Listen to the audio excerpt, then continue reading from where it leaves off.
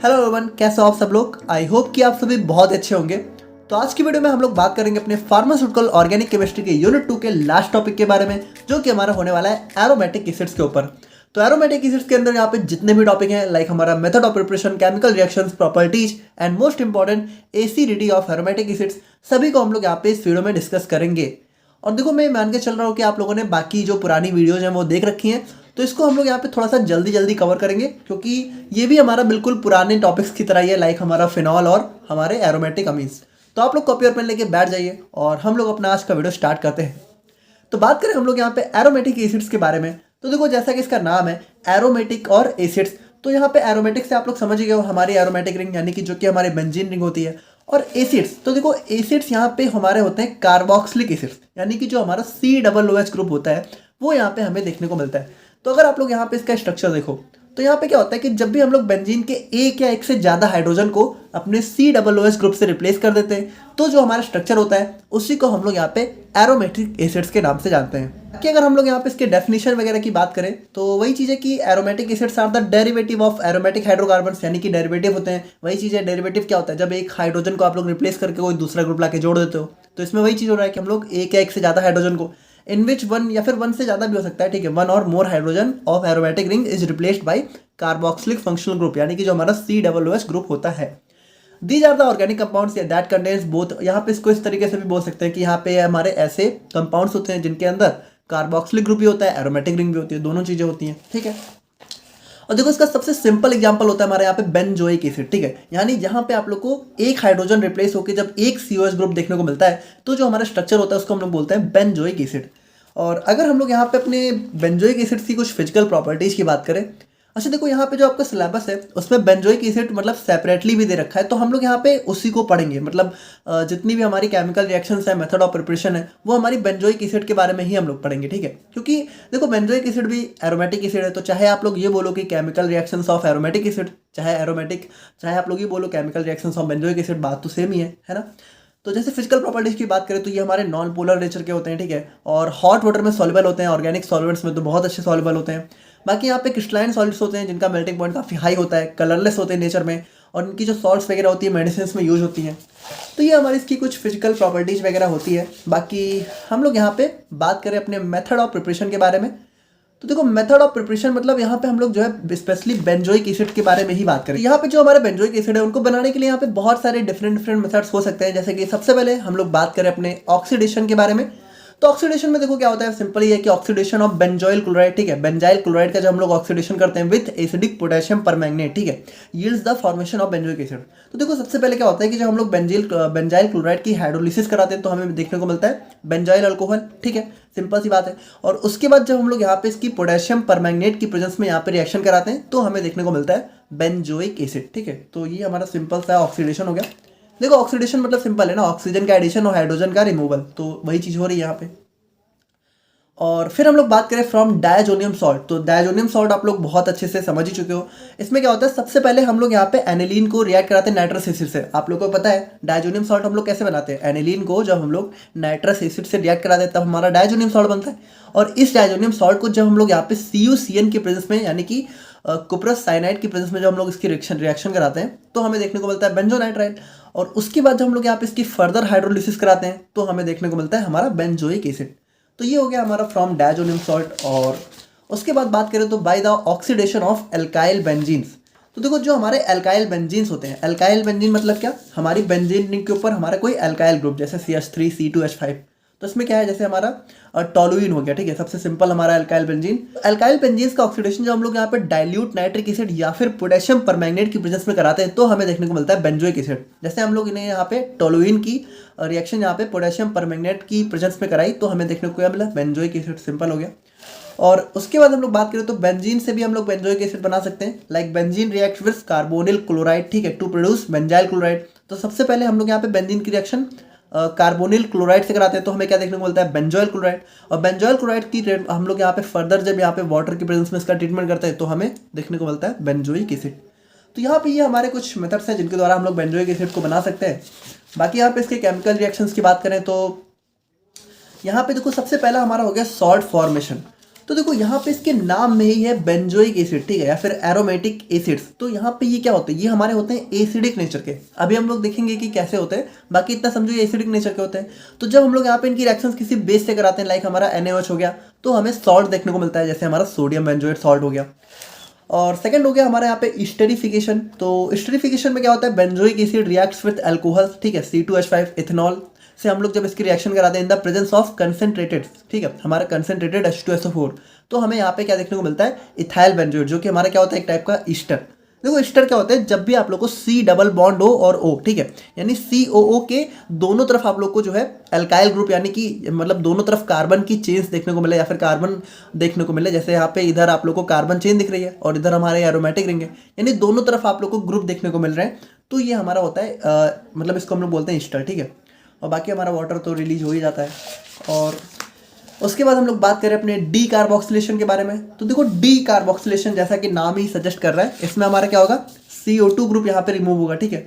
तो यहाँ पे बेंजोइक एसिड की रिएक्शन जब हम लोग यहाँ पे कैल्शियम ऑक्साइड के प्रेजेंस में कराते हैं, ठीक है, and in the presence of NaOH, तो हमें क्या देखने को मिलता है, हमारा बेंजीन देखने को मिलता है, ठीक है, यानी कि जो देखो यहाँ से क्या हुआ, हमारा CO2 जो है बाहर हो गया, ठीक है, और कैल्शियम कार्बोनेट यहाँ पे अलग हो जाता है। और फिर हमारा हो गया नाइट्रेशन रिएक्शन। तो नाइट्रेशन देखो भाई, ये हमारी जो भी हमारी इलेक्ट्रोफिलिक सब्स्टिट्यूशन रिएक्शंस वगैरह होती हैं, जैसे कि बेंजोइक एसिड की रिएक्शन जब हम लोग यहाँ पे कंसनट्रेटेड HNO3 की प्रेजेंस में कराते हैं और जो है H2SO4 भी साथ में रहता है, तो हमें क्या देखने को मिलता है, नाइट्रो बेंजोइक एसिड। और यहाँ पे मेटा पोजिशन पे तो हमारा हो गया Meta nitro benzoic acid. And at last में हमारा आ जाता है फॉर्मेशन ऑफ बेंजोइल क्लोराइड। तो यहाँ पे बेंजोइक एसिड की रिएक्शन जब हम लोग यहाँ पे फॉस्फोरस पेंटाक्लोराइड की प्रेजेंस में कराते हैं, तो हमें देखने को मिलता है हमारा यहाँ पे बेंजोइल क्लोराइड, ठीक है। देखो यहाँ पे हम लोग यहाँ पे रिएक्शंस और मेथड ऑफ प्रिपरेशन को इसलिए बहुत ज़्यादा डिटेल में नहीं देख रहे हैं, क्योंकि ये सारे क्वेश्चंस लगभग एग्जाम में बहुत ही कम आते हैं, मतलब नहीं ना के बराबर ही आते हैं। कभी भी इन सबसे क्वेश्चन बहुत ही रेयरली आया हुआ है, इसीलिए हम लोग इसको थोड़ा सा जल्दी जल्दी कवर कर रहे हैं, ठीक है। और बाकी हम लोग बात करें अपने यूजेज ऑफ बेंजोइक एसिड के बारे में। तो यहाँ पे देखो इसका जो सॉल्ट्स होता है उसको हम लोग यहाँ पे मेडिसिन में यूज़ करते हैं, और सोडियम सॉल्ट हमारा जो है इसका फूड प्रिजर्वेटिव्स की तरह भी यूज़ किया जाता है। बाकी हम लोग यहाँ पे बहुत सारे ऑर्गेनिक कंपाउंड्स को बनाने के लिए, उनकी सिंथेसिस के लिए भी इसका यूज़ करते हैं। और उसके बाद हमारे ब्रोंकियल ट्यूब्स में अगर कोई इन्फेक्शन वगैरह हो जाता है तो उसको भी ट्रीट करने में इसका यूज़ होता है। और फिर हमारे बहुत सारे कॉस्मेटिक प्रोडक्ट्स और बहुत सारी डाइस में भी इसका यूज हमें देखने को मिलता है। सो ये था हमारे यहाँ पे बेंजोइक एसिड की method of preparation, chemical reactions and uses and physical properties. अब हम लोग बात करते हैं अपने फाइनल टॉपिक के बारे में, जो कि हमारा यहाँ पे एसिडिटी ऑफ एरोमेटिक एसिड्स। तो यहाँ पे देखो सबसे पहली बात कि हमारे जो एरोमेटिक एसिड्स हैं वो यहाँ पे एसिडिक नेचर के होते हैं। क्यों होते हैं?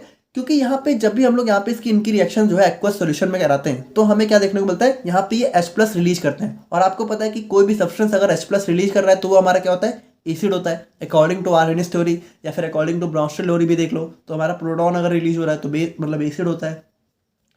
तो यहाँ पे वही चीज़ है कि बेंजोइक एसिड हमारा क्या होता है, H+ को रिलीज करता है, ठीक है, और हमारा बेंजोएट आयन जो है बन जाता है, ठीक है। मतलब यहाँ पे H+ को रिलीज करने के बाद हमारा ये बेंजोएट आयन में कन्वर्ट हो जाता है।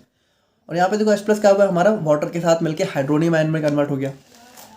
अब यहाँ पे देखो जो हमारा the negative charge on benzoate ion is effectively. अच्छा यहाँ पे देखो एक चीज़ आप लोग समझना, देखो यहाँ पे जैसे कि जो हमारा बेंजोइक एसिड है ये हमारा एसिड है, चलो अच्छी बात है कि इसने H+ दे दिया, लेकिन ये H+ क्यों दे रहा है, मतलब H+ देने से इसका कुछ फायदा होना चाहिए तभी तो ये देगा। तो एक्चुअल में होता क्या है, देखो H+ देने के बाद ये कन्वर्ट हो जाता है बेंजोएट आयन में, और ये जो बेंजोएट आयन होता है ये अपने आप में और भी ज़्यादा स्टेबल होता है। देखो आप ऐसे समझो ना कि हर कंपाउंड ये चाहता है कि वो स्टेबिलिटी की तरफ जाए, मतलब वो ज़्यादा स्टेबल रहना चाहता है। तो ये जो बेंजोएट आयन होता है ये हमारा काफ़ी ज़्यादा स्टेबल होता है। क्यों स्टेबल होता है?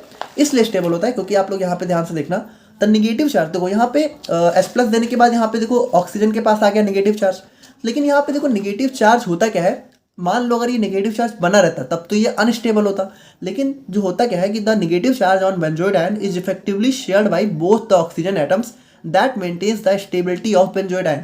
यानी होता क्या है यहाँ पे कि जो नेगेटिव चार्ज है ये यहाँ पे डीलोकलाइज होता रहता है इन दोनों ऑक्सीजन के बीच में। मतलब यहाँ पे देखो होता क्या है, नेगेटिव चार्ज यहाँ जाता है तो बॉन्ड यहाँ बनता है, और यहाँ बॉन्ड ब्रेक होता है तो यहाँ नेगेटिव चार्ज आ जाता है। यानी नेगेटिव चार्ज यहाँ पे क्या होता है, यहाँ से यहाँ ट्रैवल किया करता है, ठीक है। यानी हम कह सकते हैं कि हमारे दोनों ऑक्सीजन के ऊपर डेल नेगेटिव चार्ज यहाँ पे बना रहता है, यानी दोनों के पास यहाँ पे क्या होता है, इक्वली शेयर हुआ करता है, जिसकी वजह से किसी एक ऑक्सीजन पे बहुत ज़्यादा लोड नहीं पड़ता है, और यहाँ पे इसी वजह से इसकी स्टेबिलिटी भी बनी रहती है, ठीक है। और उसके बाद हम लोग बात करें the acidity of aromatic carboxylic acids is even more than aliphatic acid.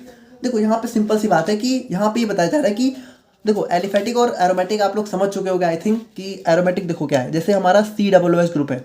अब अगर मान लो ये हमारा जो है किसी नॉर्मल हाइड्रोकार्बन चेन से, जैसे हमारा CH3COOH, ठीक है, ये हमारा क्या होता है, ये हमारा होता है एसिटिक एसिड, ठीक है। और वहीं पे अगर मान लो ये COOH जैसे हमारी एरोमेटिक रिंग से अटैच है, जैसे कि ये हमारा क्या हो गया बेंजोइक एसिड, तो यहाँ पे बताया जा रहा है कि देखो ये हमारे क्या होते हैं, ये हमारे होते हैं एलिफेटिक एसिड्स और ये होते हैं हमारे एरोमेटिक एसिड्स। तो जो इनकी स्टेबिलिटी होती है, जो हमारे एरोमेटिक एसिड्स की जो एसिडिटी होती है, वो हमारी इन एलिफेटिक एसिड्स के कंपेयर में ज़्यादा होती है। क्यों ज़्यादा होती है?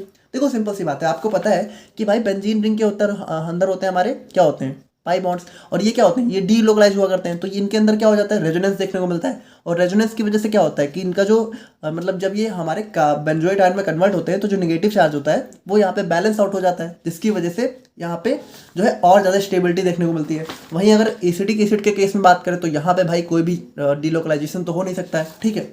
तो उसी वजह से हमारे क्या होते हैं, ये हमारे ज़्यादा स्टेबल होते हैं। जैसे और होता क्यों है, होता इसलिए क्योंकि यहाँ पे जो हमारा बेंजीन रिंग का जो कार्बन होता है वो sp2 हाइब्रिडाइज होता है। अब देखो ये सारी बातें हम लोग ऑलरेडी पिछले वीडियोस में कर चुके हैं, तो आप लोग देख लेना। देखो सिंपल सी बात है कि इस कार्बन को अगर आप लोग देखो, इस वाले कार्बन को, तो यहाँ पे देखो हमारे सिग्मा बॉन्ड कितने हैं, 1 2 3, 3 सिग्मा बॉन्ड। 3 सिग्मा बॉन्ड का मतलब sp2, और sp2 हाइब्रिडाइज कार्बन क्या होते हैं, मोर इलेक्ट्रोनेगेटिव होते हैं, मतलब वो इलेक्ट्रॉन को और ज़्यादा खींचना चाहते हैं। तो ये जो इलेक्ट्रॉन यहाँ पे मतलब नेगेटिव चार्ज है, ठीक है, ये क्या करते हैं, ये इलेक्ट्रॉन को और ज़्यादा खींचते हैं, और जितना ज़्यादा इलेक्ट्रॉन नेगेटिव चार्ज को खींचेंगे उतना ज़्यादा कंपाउंड यहाँ पे स्टेबल रहेगा, ठीक है।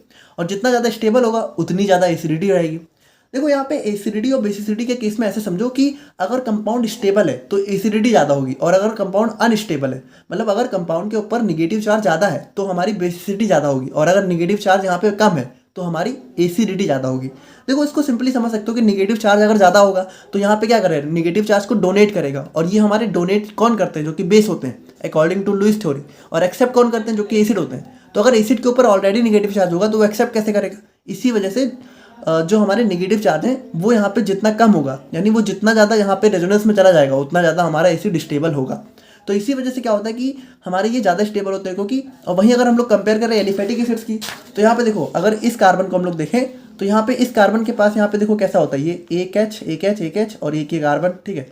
तो यहाँ पे 4 यहाँ पे इसके पास सिग्मा बॉन्ड है, जिसकी वजह से क्या होगा, इसकी हाइब्रिडाइजेशन हो गया sp3, और इसकी sp3 होने की वजह से यहाँ पे इसकी इलेक्ट्रोनेगेटिविटी हमारी इसके कंपैरिजन में कम हो जाती है। तो यहाँ पे ये इलेक्ट्रॉन को कम खींचता है, इसी वजह से ये ज़्यादा स्टेबल रहता है, ठीक है, मतलब हमारे एरोमेटिक एसिड्स। और बाकी हम लोग बात करें अपने इफेक्ट ऑफ सब्सटीट्यूएंट्स की, तो आप लोग समझ ही चुके हो हमारे 2 टाइप के सब्सटीट्यूएंट्स होते हैं, एक होते हैं इलेक्ट्रॉन विड्रॉइंग, एक होते हैं इलेक्ट्रॉन रिलीजिंग। तो यहाँ पे हमारे इलेक्ट्रॉन विड्रॉइंग ग्रुप्स क्या करेंगे, electron withdrawing groups tends to decrease the electron density on aromatic ring that ultimately increase the stability. देखो यहाँ पे सिंपल सी बात है कि इलेक्ट्रॉन विड्रॉ मतलब इलेक्ट्रॉन को अपनी तरफ खींचने वाले, जैसे कि मान लो अगर हम लोगों ने यहाँ पे कोई NO2 ग्रुप वगैरह लाके अटैच कर दिया, तो ये क्या होगा, ये इलेक्ट्रॉन को अपनी तरफ खींचेगा, जिसकी वजह से क्या होगा भाई, आपको पता है जितना ज़्यादा इलेक्ट्रॉन यहाँ पे बेंजीन रिंग के पास कम होगा उतनी ज़्यादा वो स्टेबल होगा, ठीक है, और जितना ज़्यादा स्टेबल होगा उतनी ज़्यादा एसिडिटी होगी। अभी हम लोगों ने वही चीज़ देखी, ठीक है। तो वो इलेक्ट्रॉन विड्रॉइंग ग्रुप क्या करेंगे, एसिडिटी को इंक्रीज करेंगे। और अगर इलेक्ट्रॉन रिलीजिंग ग्रुप होंगे, यानी इलेक्ट्रॉन रिलीजिंग ग्रुप क्या करेंगे, इलेक्ट्रॉन को रिलीज करेंगे, जिसकी वजह से electron density on aromatic ring क्या होगी, इंक्रीज होगी, ठीक है। जिसकी वजह से देखो जैसे मान लो यहाँ पे हम लोगों ने कोई CH3 ग्रुप हमारा क्या होता है, इलेक्ट्रॉन रिलीजिंग, ठीक है। तो अगर CH3 लाके अटैच कर दिया हम लोगों ने, तो ये क्या करेगा, ये इलेक्ट्रॉन को इसमें डोनेट करना चालू कर देगा, जिसकी वजह से क्या होगा भाई, इसके पास ऑलरेडी यहाँ पे जो है इलेक्ट्रॉन है, और अगर इसको और इलेक्ट्रॉन देगा तो उसकी वजह से क्या होगा, इसकी एसिडिटी यहाँ पे डिक्रीज करेगी, ठीक है, स्टेबिलिटी यहाँ पे डिस्टर्ब होगी। तो वही चीज़ें अब यहाँ पे सिंपली कि हमारा ये क्या करेंगे, एसिडिटी को डिक्रीज करेंगे। इसका एग्जाम्पल हो गया CH3 और OH। तो आई होप कि आप लोग को ये सारी चीज़ें समझ में आ गई होंगी। देखो लेक्चर को हम लोगों ने थोड़ा फास्ट इसलिए रखा है क्योंकि ये सारी चीज़ें हम लोग ऑलरेडी 2 वीडियोज़ में बहुत डिटेल में डिस्कस कर चुके हैं। तो अगर आप लोगों ने वो देखी है तो समझ में आ गया होगा, नहीं देखी है तो पहले आप लोग वो देख लेना फिर इसको देखना, तो ज़्यादा अच्छे से समझ में आ जाएगा। बाकी मिलते हैं हम लोग यहाँ पे नेक्स्ट वीडियो में। Thank you so much.